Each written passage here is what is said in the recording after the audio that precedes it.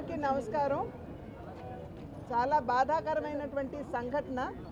కల్తీ పాలు తాగినటువంటి సందర్భంలో చాలామంది ఆరోగ్యం దెబ్బతింటం మాత్రమే కాకుండా నలుగురు ఐదుగురు చనిపోవటం కూడా జరిగినటువంటి సంఘటన. ఇది మనందరికీ కూడా ఒక కనువిప్పుగా మనం అందరం కూడా భావించాలి.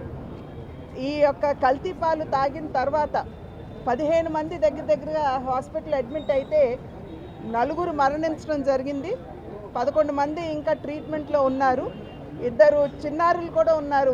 ఒక బిడ్డ అయితే 2-3 నెలల బిడ్డ అని చెప్పి తెలియవచ్చినటువంటి విషయం. ఇంకొక బిడ్డ అయితే 5-6 సంవత్సరాల బిడ్డ.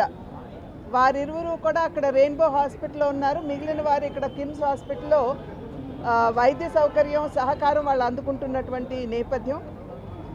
అంటే ఒక రకంగా కల్తీ పాలంటే ఈ గణేష్ అనేటువంటి వ్యక్తి ఎవరైతే పాలు అందరికీ పోస్తూ ఉంటాడు, అతను స్వయంగా గొడ్లని ఆవుని పెట్టుకోవటం కాకుండా 42 మంది రైతుల దగ్గర నుండి పాల సేకరణ చేసి రోజుకి 120 లీటర్లు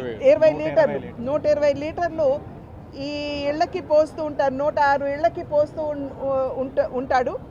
ఆ సందర్భంలో అతను ఏదైతే రాత్రి సేకరించిన పాలు డీప్ ఫ్రీజర్లో అంటే చిల్లింగ్ కోసం అని చెప్పి చల్లగా ఉండాలి, పాడవకూడదు అనేటువంటి ఆలోచనతో చిల్లర్లో ఏదైతే ఈ పాలు అతను నిల్వ చేస్తూ ఉంటాడో దాని నుండి అక్కడ చిల్లింగ్ కెమికల్ లీక్ అయినటువంటి సందర్భంలో ఇథిలీన్ గ్లైకాల్ అనేటువంటి కెమికల్ లీక్ అయ్యి పాలల్లో కలిసిపోయి కల్తీ అయినటువంటి నేపథ్యం.